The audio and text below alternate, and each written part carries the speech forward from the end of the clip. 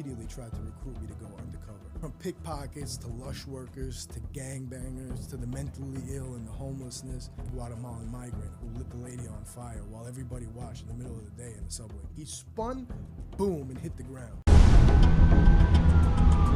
But we found there's a strong connection. I would rather deal with organized crime than disorganized crime. Because in disorganized crime, everybody's out there doing whatever they wanted to do. In organized crime, only certain people can do it. Hey, what's up, guys? Welcome into another episode of Corruption Connection. I'm your host, Tony Hernandez. Got a very special episode for you today. As you can see, I'm in the studio. Thanks to my friends here at Simple Equations Media. We're going to be recording here quite often, so hopefully you guys like the new backdrop, and this will be the place where I'll be filming content for a few. For those of you who don't know me, my name's Tony Hernandez. I did just under 10 years in the NYPD as a transit cop, where I did undercover work in the subway system, more commonly referred to as plainclothes or anti-crime. You'll kind of see the guys running around the subway that look like regular citizens kind of blend in. And then when it's time to take police action, they identify themselves. Very different from an actual undercover that goes deep undercover. Nobody really knows he's a cop. And you don't find out who he is until the bus goes down or until you wind up in court and he's testifying against you. I had chances to go that route, to go deep into the undercover route, and I actually turned it down on 3 separate occasions, actually. The first occasion was before I was even a cop. I worked in the restaurant industry for a long time. So during my years in the restaurant, I made a lot of connections. Upper echelon police officials, politicians, people like that. I had no aspirations to become a cop. When I actually decided to pull the trigger and say, hey, this is what I want to do, these upper echelon police officials who I was friendly with, you know, they immediately tried to recruit me to go undercover. And this was right when I took the test, before I even entered the academy. So their plan was to have me on the street, nobody knows who I am, not going through the academy, and just seeing like how things go from there, you know, kind of put me in as a plant. Originally I had said yes. I had changed my appearance. I was all gung-ho about it. And then family pressure, as well as my own. I'm a student of history, so I've seen a lot of the undercovers, what they have to go through and their quality of life. It's not pretty at all. You know? It's a really hard life. Guys like Joe Pistone, Jack Garcia, I mean, their personal lives have been destroyed for undercover work, for their work that they did undercover. You know, the sacrifice was just a little bit too much. After these upper echelon police officials, so I was a little bit apprehensive, they floated me a different idea. And that idea was to go undercover in the academy, kind of weeding out corruption. And as you can see today, corruption is plaguing the department in every single facet, all the way from the upper echelon police commissioner's office down to the beat cops. You'll see some form of corruption. Unfortunately, the NYPD is a systematically corrupt organization. It's been that way since its inception.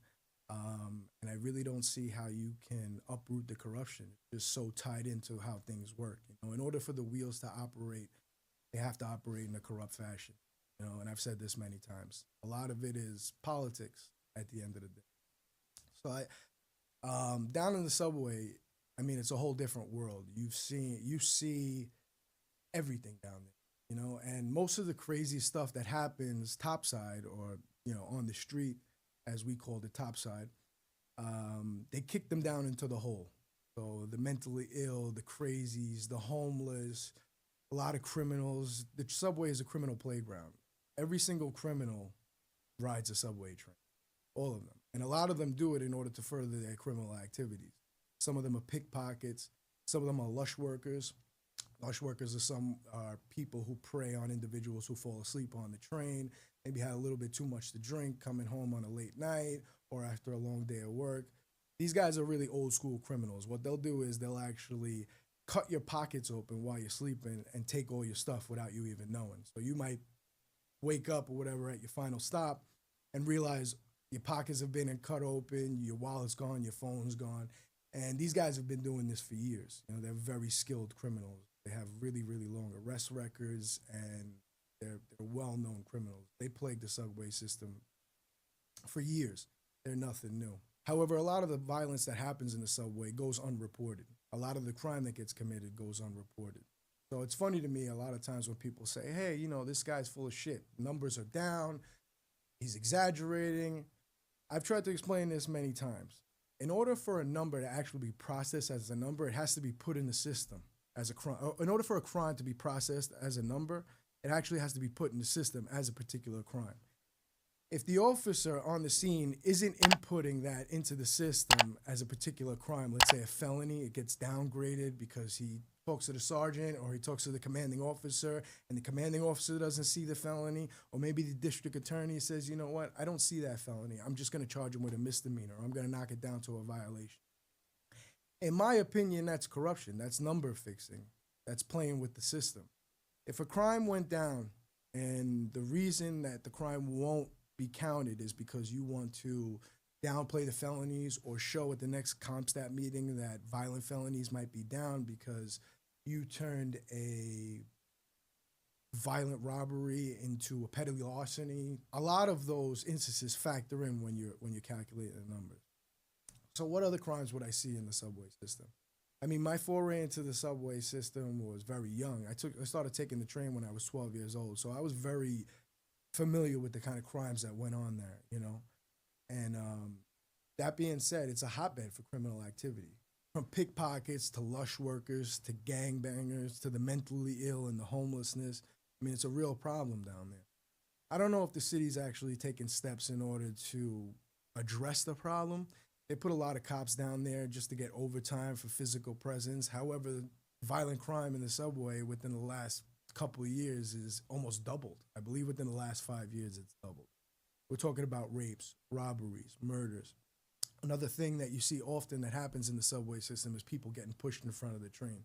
You've seen the videos. One recently just on the news where the guy was lucky enough to survive. He was minding his business standing on a subway platform and was immediately pushed. And when he was pushed, he literally fell right in the subway tracks, and the guy just kept walking like nothing happened. That's a common occurrence. That happens very often. The response to that was everybody standing away from the platform and against the wall. There's videos on it on social media you can see. Real problem down there, the mentally ill and the homelessness in the subway system. When I was working in Queens, the hotbed for homeless activity was 179th Street and Hillside on the F line. One walk in that station and you'll know exactly what I mean. First off, it smells like death. It really does. It's most of the subway system, if you've ever ridden the subway train, it smells like piss as soon as you walk down there. The mixture of brake dust and piss, pretty much what it is. So that being said, the hotbed for homeless activity in Queens was 179 and Hillside Avenue. And it was just filled with a lot of mentally ill people. A lot of the people that the shelters wouldn't take, the mental health facilities were overrun, or they just choose to live on the street. And I mean, the NYPD's response to this is homeless outreach. I mean, with the homeless outreach, what are they really going to do? They come, they give you a car, they drop you off at the shelter if you want. But a lot of these guys, they want to live on the street. And a lot of them are mentally ill. And that's kind of the catalyst for what you see where people get pushed in front of the trains. That's what it is. It's the mental illness. There's nobody in their right sane mind that could push someone on the train or light them on fire, which we also saw the Guatemalan migrant who lit the lady on fire while everybody watched in the middle of the day in the subway. I mean, that's crazy, But these are the crimes that are actually getting reported. What about all the crimes that don't get reported, So in my time in the subway system, I mean, I saw a lot. The things that stuck out with me the most is probably the forcible touching and just the violence. There's a lot of things that stuck out with me with my time in the subway system. I responded to a lot of man-unders.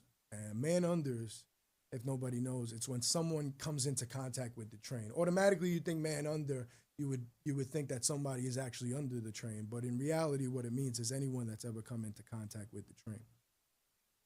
So that being said, there was a particular incident at Jamaica Center where there was a man under. A guy actually got hit by the train, and I watched this happen. There was two guys on the platform. I believe it was the E platform. If you've ever been to Jamaica Center, the E and then the J is down below. So it's like the main mezzanine, then you go down to the E, and then you go down to the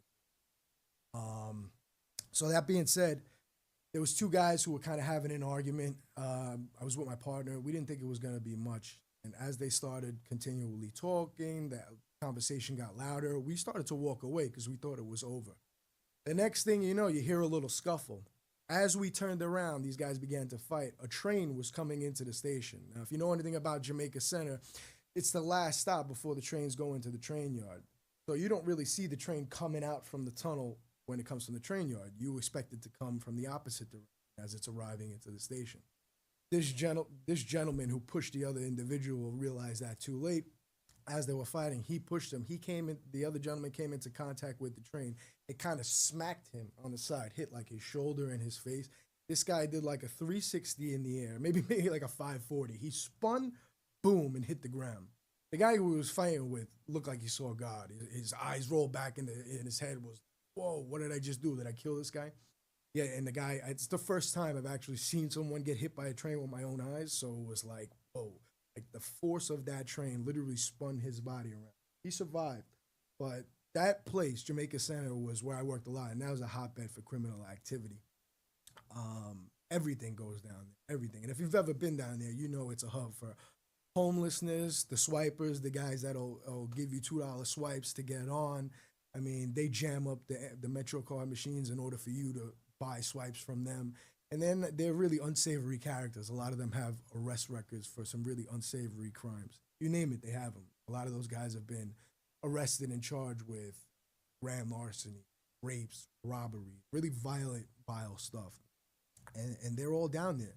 You know, it's just a hotbed for criminal activity. Another criminal instance that plagues the subway is the pickpocket. There are teams of sophisticated pickpocketers from all over the world that come to New York City to work. And I'll give you an example. Hey everyone, if you're enjoying this video, please click the like button below and make sure to subscribe to the channel. If you would like to support the channel further, please hit the super thanks icon, which can be found below each video or in the comment section below. If anyone is interested in becoming a connected member, click the join button to gain access to rare pictures of organized crime figures, untold stories, and exclusive behind the scenes footage. Thank you. Now let's get back to Corruption Connection. So during, I want to say this was probably around 2016, we had reports on the 7 line, which runs from Main Street in Flushing to Times Square and 42nd Street. It runs all the way through Queens, and it runs through some pretty tough neighborhoods. A lot of Hispanic neighborhoods, a lot of Latin American neighborhoods. And on the 7 line, you can easily blend in if you're South American. So in this instance, we had a team of Colombians who were so good. This was their second time actually visiting New York City in order to pickpocket people. They were a sophisticated group of pickpocketers, men and women. So when they came to New York City, we had gotten heads up from Intel, like, hey, you know, these guys are back. They had hit us before. We had arrested one of the kingpins. He was last seen down in Texas, I believe, doing the same thing. And this commanding officer, he dispatched us to the line. He said, you know, listen, we're getting killed with these pickpockets. You guys have to come on the line. When we get on the line, on the 7 line, we're riding the 7 line up and down looking for these people. And they were slick. They would change their disguises, dye their hair, change their jackets. So they were so good that they would pick people on the line while we were working.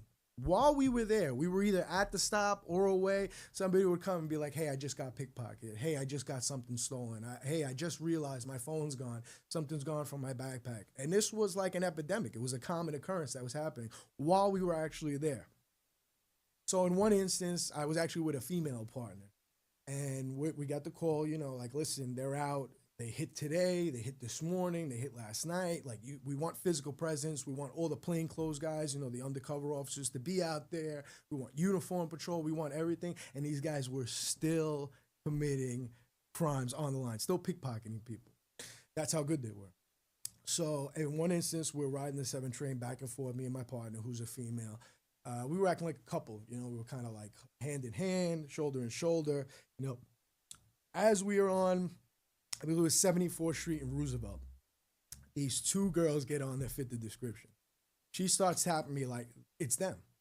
She's dressed in a headscarf, kind of looked like an Arabic woman, the one girl, and the other girl had glasses on.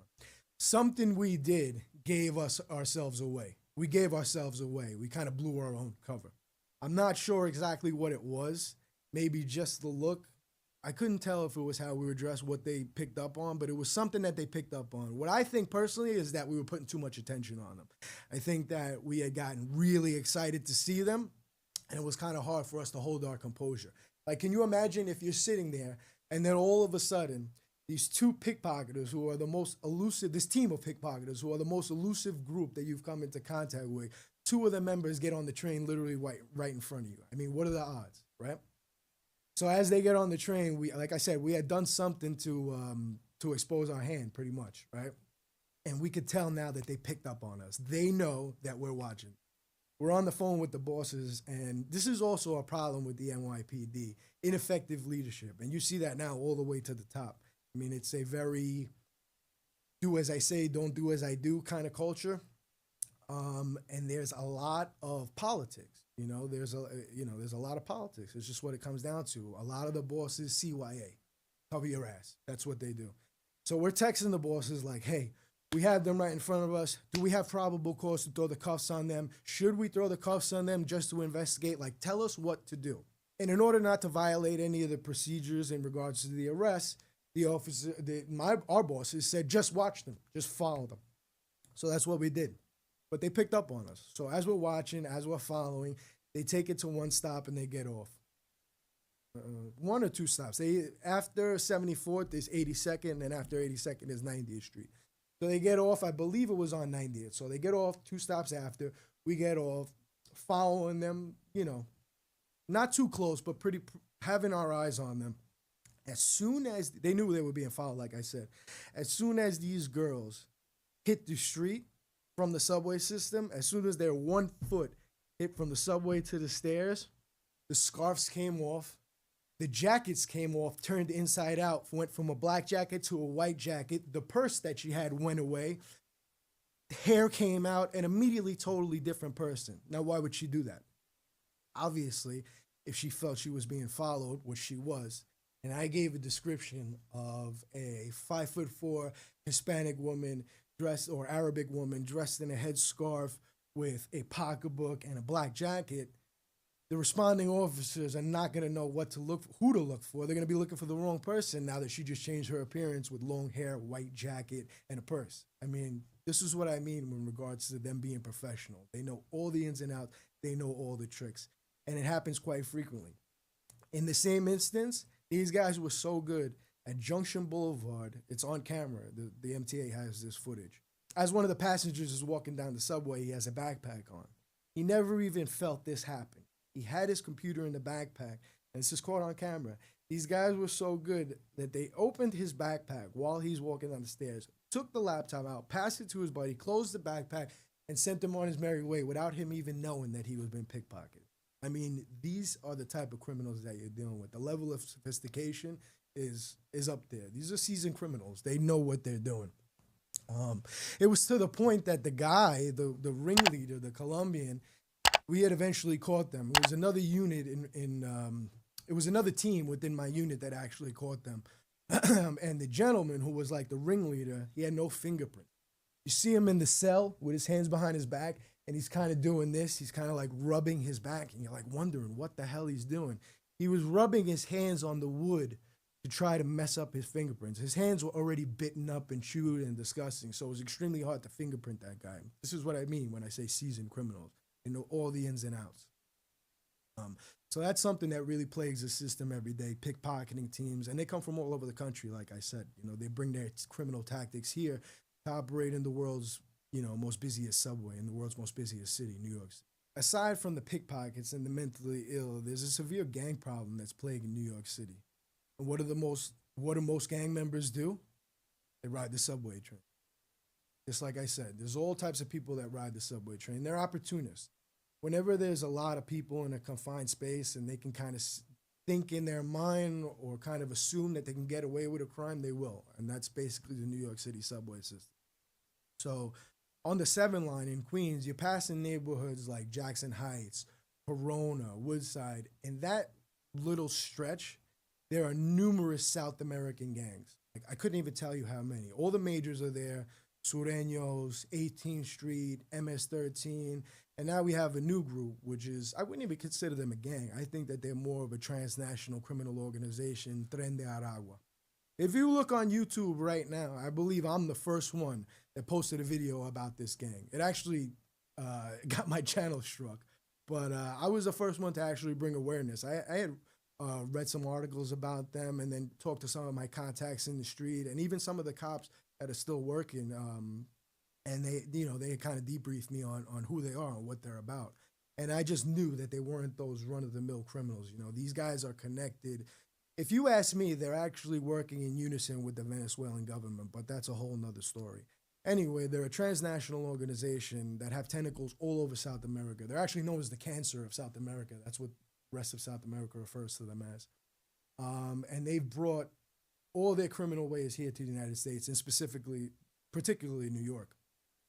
You've seen them in 42nd Street, a little subset of them. They're about 15, 14, 16. They're really young kids. They call them Los Diablos. They're 42nd Street.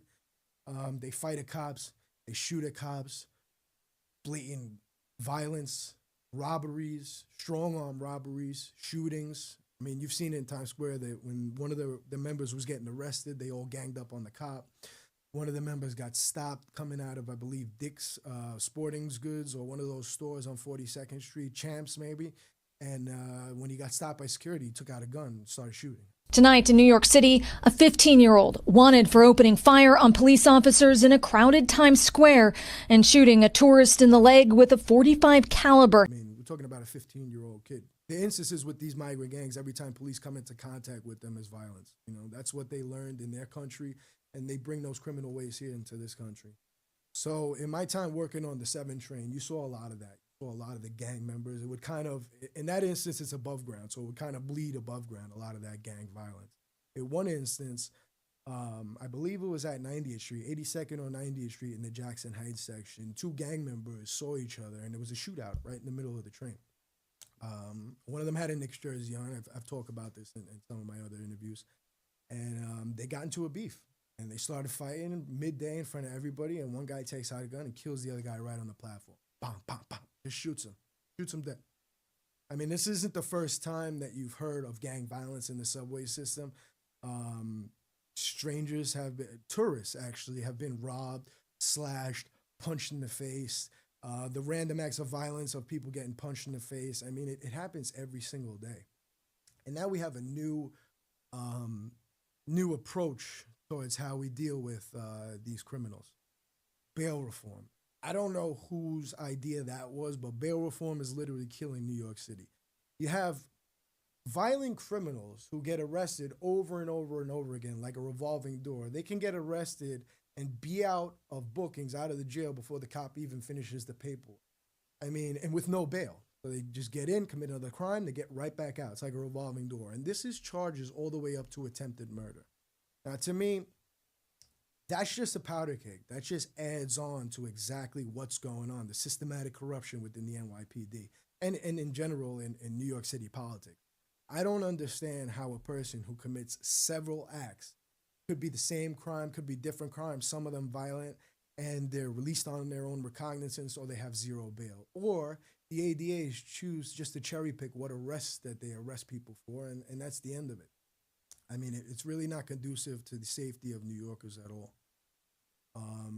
So that being said, there's always been a lot of gang activity throughout the whole city. And now you see there's like drill rappers, and there's a lot of shootings in New York City where certain members can only stay on within a fucking 2-block radius because they're going to get shot by the opposing side. I mean, it's really, it's so juvenile, and it really doesn't seem like there's anyone to step in and kind of talk to guys like a mentor that they'll listen to. These kids nowadays, they respect disrespect. So it's a whole different powder keg.